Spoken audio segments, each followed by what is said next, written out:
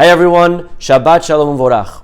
We read this week in Perashat Toledot about the two brothers, twins, Yaakov and Esav, who come out of their mother's womb with equal opportunity. Yaakov ends up succeeding and becoming one of our patriarchs. Esav unfortunately does not. And the Torah tells us these stories in order so that we can learn from them. And I think that the biggest lesson of the story of Esav comes actually all the way at the end of our Perashah. You see, Yaakov and Esav are born together, twins. Esav comes out, the Torah tells us, and he is hairy.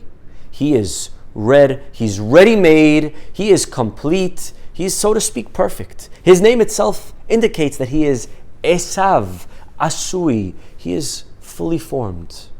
Yaakov, on the other hand, is called Yaakov from the word ekev, from heel. He comes out holding on to the heel of his older brother. In other words, the Torah is telling us he's in a different league. He'll never reach the toes of Esav. And he has to work his whole life trying to get recognized, trying to accomplish, trying to reach where Esav is just born. And maybe that ends up working out in his favor. But Esav goes through life like his name indicates, that he is perfect. He doesn't need to grow. He doesn't need to change. Everything is good about me. And here's the problem. What happens, Esav, when you realize that not everything is perfect? Take a look. You lost a birthright for a bowl of soup. Your father ends up blessing your younger brother Yaakov. Your mother chooses him. They send him off to go get married. What about your life, Esav? Maybe this is a time to wake up, to smell the coffee, and to say, you know what? Maybe I got it all wrong.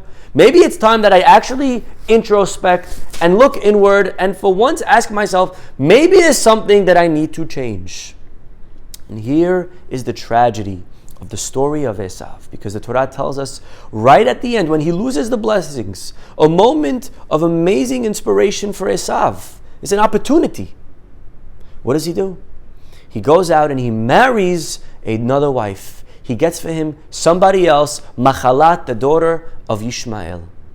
You see, a person like Esav, and this is the saddest part, a person like Esav never blames himself. If my life is not perfect, I'm perfect. If my life is not perfect, it must be my wife's fault. It must be my friend's fault. It must be everybody around me's fault. Sometimes in life, things don't play out the way we would like them to. And so we start by playing the blame game.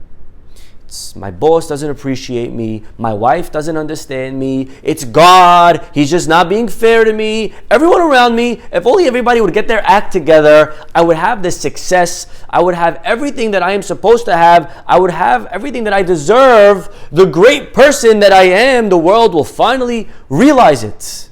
The story of Esav reminds us that the first step to growth in life is to introspect. That in life, we can either have excuses or results, not both.